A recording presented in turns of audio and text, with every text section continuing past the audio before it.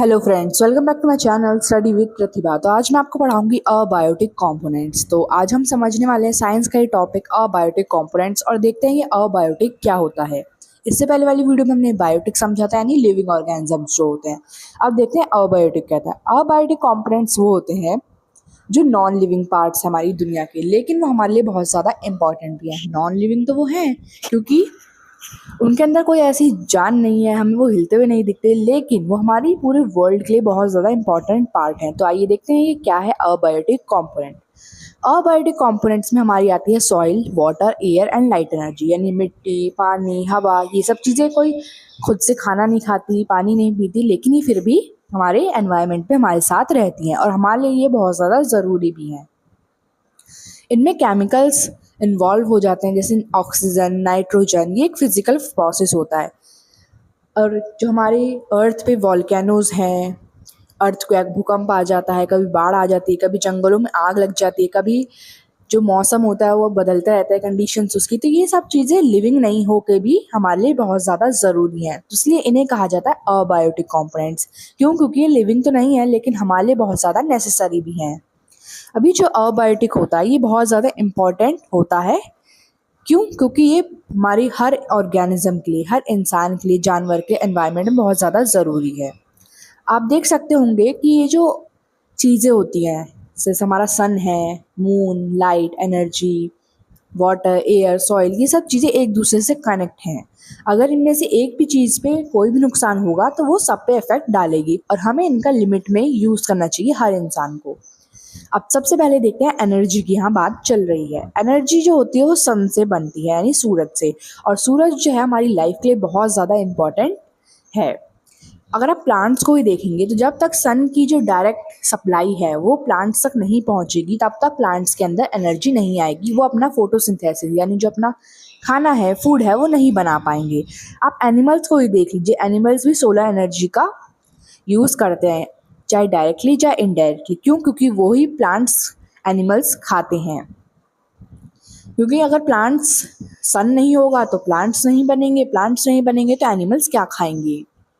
ये जो एनर्जी का डिस्ट्रीब्यूशन हमारे पूरे एनवायरनमेंट में होता है, सभी लोगों को एनर्जी मिलती है, ये सभी चीज़ें बहुत ज़्यादा ज़रूरी है। हम इंसानों के लिए भी जो सन है उसकी विटामिन डी जो है वो बहुत ज़्यादा ज़रूरी होती है। अब आगे देखते हैं रेनफॉल। और बारिश भी बहुत ज़्यादा ज़रूरी। अब ये तो है नहीं कि सिर्फ सूरज सूरज चमकता रहेगा, बारिश बिल्कुल नहीं होगी, तो बारिश भी बहुत ज़्यादा ज़रूरी है। अब बारिश से पहले है पानी, क्योंकि पानी सभी लोगों के लिए ज़रूरी है, चाहे वो पेड़ हो, चाहे वो जानवर हो, चाहे वो इंसान हो। तो ये जितने भी केमिकल्स, बायोकेमिकल्स रिएक्शंस होते हैं, इनकी मदद से ही हमारी जो पूरी धरती पे जो लाइफ प्रोसेस है वो चल रहा है। आप देखते हैं वाटर हमारी बॉडी के लिए भी, बॉडी के टेम्परेचर के लिए भी बहुत ज़्यादा ह्यूमन की वो 70% वाटर की होती है। और आप आगे देखेंगे कि वाटर बॉडीज जो हैं, यानी जो पानी के अंदर रहने वाले जानवर हैं, प्लांट्स हैं, उनके लिए तो जो वाटर है वो सबसे ज़्यादा इम्पोर्टेंट है, क्योंकि वो कुछ देर के लिए भी बिना पानी के नहीं रह सकते। अब देखते हैं आगे टेम्परेचर। हमने रेनफॉल यानी वाटर की बात कर ली है, एनर्जी की बात कर ली है, अब टेम्परेचर देखते हैं। अब टेम्परेचर ऐसा नहीं होना चाहिए कि बहुत ज़्यादा गर्म हो गया या बहुत ज़्यादा ठंडा हो गया, तब भी पेड़ों के लिए, इंसानों के लिए, जानवरों के लिए रहने के लिए प्रॉब्लम्स हो जाती हैं। टेम्परेचर जो है एक क्रिटिकल फैक्टर है। क्यों? क्योंकि अगर हम ज़्यादा पॉल्यूशन करेंगे तो ज़्यादा गर्मी होगी, और हमारे एनवायरनमेंट में टेम्परेचर का बैलेंस होना बहुत ज़्यादा ज़रूरी है। तभी उसकी वजह से ही जो सारी लिविंग थिंग्स है, यानी एनिमल्स, प्लांट्स, ह्यूमन बींग्स, ये सब जिंदा रह पाएंगे। जितने भी ऑर्गेनिजम्स होते हैं उनकी एक टॉलरेट, यानी एक सीमा होती है, एक पेशेंस होता है लेवल, जिसमें वो टेम्परेचर को सहन कर पाते हैं। अब बहुत ज़्यादा ठंड हो जाएगी तो जानवर मरने लगेंगे, पेड़ ख़त्म हो जाएंगे, इंसान भी ख़त्म हो जाएंगे। लेकिन अगर यही बहुत ज़्यादा गर्मी भी हो जाए तब भी सेम चीज़ होगी, इसलिए टेम्परेचर नॉर्मल उस पर होना ही चाहिए। अब नेक्स्ट है एटमॉस्फेयर। हमारे आसपास का वातावरण भी साफ़ होना चाहिए। ऐसा नहीं है कि सब जगह पॉल्यूशन हो रहा है, नदी, पानी, सब चीज़ें, मिट्टी, सब चीज़ें गंदी हो रखी है। अब जो अर्थ का हमारा एटमॉस्फेयर है उसके जिम्मेदार कौन है? हम सब खुद हैं, क्योंकि हम यही कंडीशंस बनाते हैं। अब ये होना बहुत ज़्यादा ज़रूरी है कि हमारे आसपास का जो एनवायरनमेंट है, बायोस्फीयर है, हमारे जिस प्लेनेट पे हम रह रहे हैं, अर्थ, वो साफ़ सुथरी हो और हेल्दी भी हो। ऐसा ना हो कि हमारे ऑक्सीजन की जगह हम कुछ और ही ले रहे हैं, हमारी जो पॉल्यूशन फैला हुआ है हमारे आसपास। अब आगे देखते हैं सबस्ट्रेटनम। अब ये वर्ड हमें समझना है, ये सबस्ट्रेटनम क्या होता है।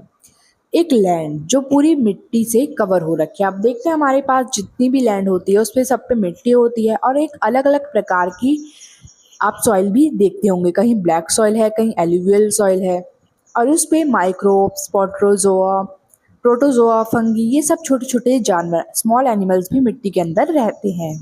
जो प्लांट्स की जड़ें होती हैं उसके अंदर भी जो सॉइल लगी होती है, वही जो सॉइल है मदद करती है प्लांट की पानी लेने में, न्यूट्रिएंट लेने में। क्यों? अगर मिट्टी ही नहीं होगी तो पेड़ कैसे लग पाएंगे। ये जो ऑर्गेनिजम्स होते हैं, ये मिट्टी जो है टेरेस्ट्रियल यानी एक्वेटिक लाइफ के लिए भी जरूरी। क्यों? क्योंकि आपने समुद्र के जब बिल्कुल नीचे जाते जाएंगे तो कहीं ना कहीं ऐसी जगह तो आएगी जहाँ पे प्लांट्स आपको लगे हुए मिलेंगे, तो उस प्लांट्स के नीचे भी तो थोड़ी सी मिट्टी या कुछ ऐसा होगा जिसपे वो टिके हुए होंगे। टेरेस्ट्रियल एनिमल्स हों, चाहे वो ज़मीन पे रहते हों चाहे पानी में रहते हों, सभी जानवरों के लिए भी लैंड यानी जो ज़मीन है, मिट्टी है, धरती है, इसका बहुत ज़्यादा इम्पोर्टेंस है।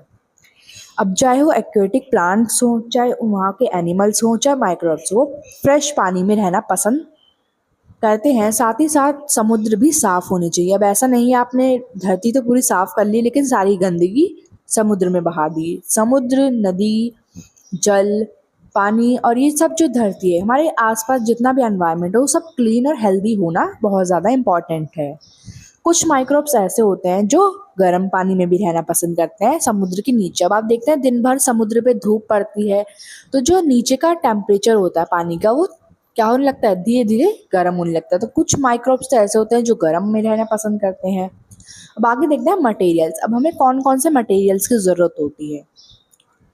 अब आपने देखा अपनी सारी चीज़ें हमारे आसपास, लेकिन उसमें सबसे ज़्यादा ज़रूरी ये भी है कि जो हमारे आसपास की मिट्टी है उसमें प्रोटीन हो, उसमें कार्बोहाइड्रेट, ऐसी लिपिड्स, ह्यूमिड सब्सटेंसेस फॉर्म हो जिससे हम क्या कर सकें, डिकम्पोज भी कर सकें। क्यों? अगर जैसे एनिमल्स कोई मर जाता है तो उसको डिकम्पोज भी करना चाहिए। अगर मिट्टी के अंदर डिकम्पोजन करने वाली पावर ही नहीं होगी तो क्या आप देखते हैं अगर कोई एनिमल मर जाता है तो हम उसे गड्ढा खोद के सॉइल के नीचे दबा देते हैं, धरती के नीचे, लेकिन अब वो बाद में क्या होता है उसका, अब वो धीरे धीरे डिकम्पोज होता है।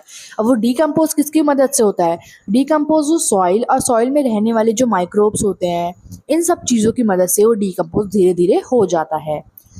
अब देखते हैं ऑर्गेनिक कंपाउंड। तो हमने अभी देखे हैं ऑर्गेनिक कंपाउंड में वो सारी चीज़ें आती हैं जो किस चीज़ को डिकम्पोज करती हैं। इनऑर्गेनिक कंपाउंड वो होते हैं जैसे कार्बन डाइऑक्साइड हो गया, water, sulphur, nitrate, phosphate, ion, ये सब जितने भी चीज़ें हैं, मेटल्स वगैरह हैं, ये सब हमारे ऑर्गेनिज्म, हम सबके लिए ज़रूरी होती है हमारे जीने के लिए। क्यों? कार्बन डाइऑक्साइड प्लांट्स लेते हैं, वाटर भी प्लांट्स लेते हैं, और ये जो सब चीज़ें हैं, केमिकल्स वगैरह, ये भी फॉर्म होना बहुत ज़्यादा ज़रूरी है। क्योंकि आप देखते हैं हमारे पास कितनी भी टेक्नोलॉजी है आजकल, जो भी हम टेक्नोलॉजी का इन्वेंशन कर रहे हैं उसमें कहीं ना कहीं केमिकल्स का यूज़, गैसेस का यूज़ होता ही है। आगे देखिए लैटिट्यूड एंड एल्टीट्यूड, ये भी बहुत ज़्यादा ज़रूरी है। लैटिट्यूड होता है एक बहुत ज़्यादा ऐसा एरिया जहाँ पे टेम्परेचर जो होता है वो क्लाइमेट्स की वजह से चेंज हो जाता है। जैसे आप देखेंगे लैटिट्यूड सबसे ज़्यादा होता है जहाँ पे पोलर, ट्रॉपिकल एंड टेम्परेट, ये तीन तरह के क्लाइमेट होते हैं। पोलर जो होता है वो बहुत ज़्यादा ठंडा है जैसे अंटार्कटिका, ट्रॉपिकल हो गया जैसे हमारा यहाँ इंडिया में है, टेम्परेट हो गया जैसे रेगिस्तान के साइड के एरिया होते हैं या आप अरब नेशंस को कह सकते हैं। तो ये जो लैटिट्यूड है इसका भी बहुत ज़्यादा इन्फ्लुएंस होता है। ये बहुत ज़्यादा टेम्परेचर को हमारे मेंटेन करने की कोशिश करता है। क्योंकि जहाँ अंटार्कटिका जैसी जगह पे पोलर बियर और आपको पेंगुइन देखने को मिलेंगे, वैसे ही ट्रॉपिकल एरिया में आपको अलग अलग टाइप्स के बियर, लायन, ये सब टाइप के एनिमल्स देखने को मिलेंगे। और जहाँ टेम्परेट होता है वहाँ पे आपको कैक्टस का प्लांट दिखेगा, कैमल दिखेंगे। तो यही सब वो चीज़ें होती हैं जो अलग अलग लोग, अलग अलग इवन एनिमल्स भी अलग अलग टेम्परेचर में रहना पसंद करते हैं। अब ये जो क्लाइमेट है ये अलग अलग जगह पे अलग अलग होता है, डिफरेंट होता है। क्यों? क्योंकि नेचुरल चीज़ें मैटर करती हैं। अब हमारे इंडिया में नॉर्मल टेम्परेचर रहता है, यहाँ पे रेगिस्तान भी है, लद्दाख जैसे ठंडी इलाके भी हैं और बहुत ज़्यादा ग्रीन एरिया भी है। लेकिन बहुत सारे नेशंस ऐसे भी हैं जहाँ पे ऐसा एरिया नहीं है, वहाँ पे या तो रेगिस्तान ही है या फिर यहाँ पे बहुत ज़्यादा ठंड पड़ती है।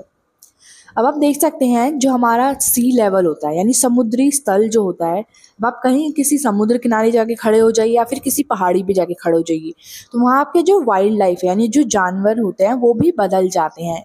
किसकी वजह से? एल्टीट्यूड की वजह से। क्यों? क्योंकि कुछ जानवर ऐसे होते हैं जो पानी में रहना पसंद करते हैं या फिर समुंदर और नदियों किनारे रहना पसंद करते हैं। कुछ जानवर ऐसे होते हैं जो पहाड़ों पे ऊंची चोटी हुए ठंडी ठंडी हवाएं चल रही हैं जहाँ पे वहाँ रहना पसंद करते हैं। तो ये जो एल्टीट्यूड है ये भी घटता बढ़ता रहता है। कभी कभी ठंड बहुत ज़्यादा हो जाती है क्योंकि हवा बहुत ज़्यादा ठंडी होती है, और ये वाइल्ड लाइफ को भी अफेक्ट करती है। अगर आप देखते होंगे कि जब बहुत ज़्यादा ठंड पड़ती है तो पेड़ पौधे खराब होने लगते हैं, या बहुत ज़्यादा बारिश में भी या फिर बहुत ज़्यादा गर्मी में भी। अगर नॉर्मल टेम्परेचर होगा तभी ये सब चीज़ें नॉर्मल तरीके से चल पाएंगी। तो यही थी आपकी पूरी ये वीडियो जिसमें मैंने आपको समझाया अबायोटिक कंपोनेंट्स। मिलते हैं आपसे नेक्स्ट वीडियो में, तब तक के लिए bye. Don't forget to like share subscribe and comment, and if you like the video share with your friends also. And कोई भी डाउट हो तो कमेंट सेक्शन में ज़रूर पूछिएगा। नेक्स्ट वीडियो किस टॉपिक पे चाहिए वो मुझे ज़रूर बता दें।